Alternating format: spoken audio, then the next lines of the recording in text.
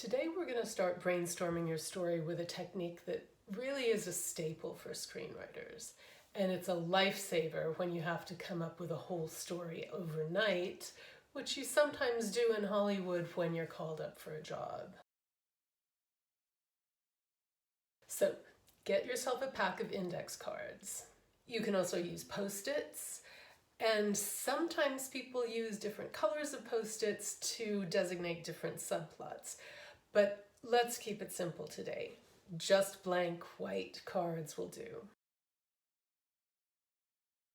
A movie has 40 to 60 scenes, depending on the pace and length of the movie. A drama is slower, it will have more like 40 scenes. An action movie, a thriller with that kind of quick pace, will have more like 60. Now, obviously, in a novel we have more flexibility.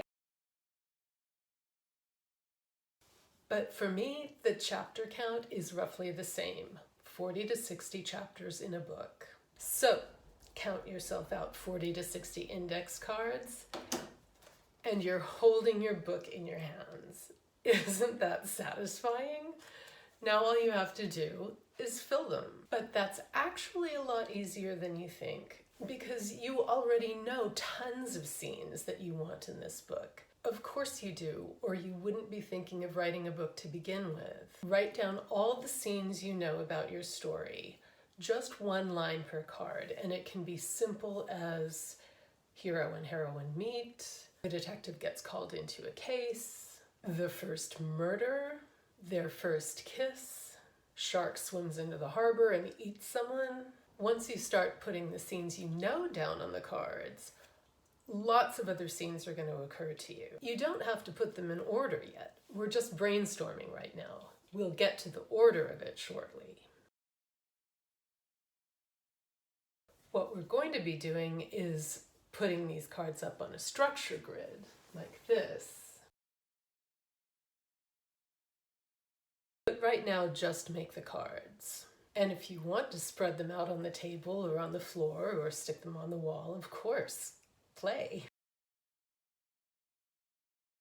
You'll find that it's often shockingly simple to structure a story this way. And yes, I know there are software programs that simulate the index card method, and that might seem easier and neater and more efficient, but I really encourage you to try it with actual cards first. Because working with index cards or Post-its is kinesthetic learning. It activates a whole different part of your brain and creativity than working on a screen or typing does. Brainstorming on a software program is not the same as using your body when you work. Do both if you want to, but you're going to be doing plenty of typing as it is. Why not try a different kind of creativity and see where it might take your story?